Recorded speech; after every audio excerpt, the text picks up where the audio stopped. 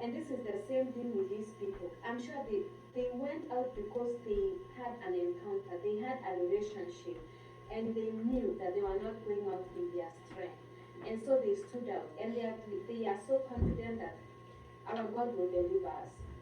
But even though He does not, we will not worship Him. Now, this is the kind of an encounter, this is the kind of a relationship we need to have in order to be able to leave a legacy. We have to, it has to start with that relationship, the knowing that we know what we are talking about and what we are studying for.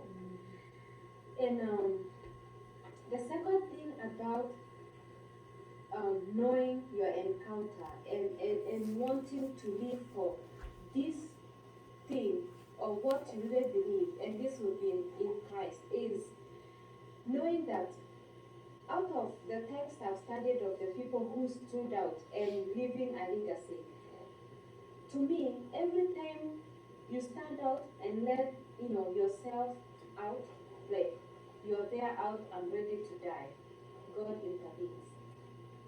And that's what we see. After these people refused to bow, they were ready to die, they were thrown into the fire.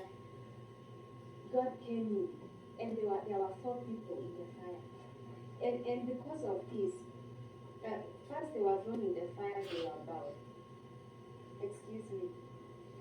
But the king and his people saw four people walking in the fire. These people were loose.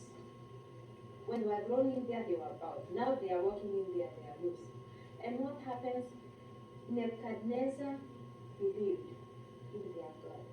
Other people believed. And so we see this woman who believed because of what her husband lived. He left a legacy that made his wife believe. This woman at the well, she left a legacy that made other people believe. And up to today, we read her story, and people believe out of her story. These men, Meshach, Shadrach, and Abednego, what they did, they risked their lives for God, but God intervened, and out of that, people believe. Now, the challenge I have for us today is we are going to all leave a legacy. The question is, what legacy are we going to leave? And are we willing to leave a legacy? Do we know that we know what God has done for us, such that we are willing to risk it all so that other people will receive what we have? So let's question ourselves on that today, and let's know that whatever the case, we're gonna leave a legacy. Amen.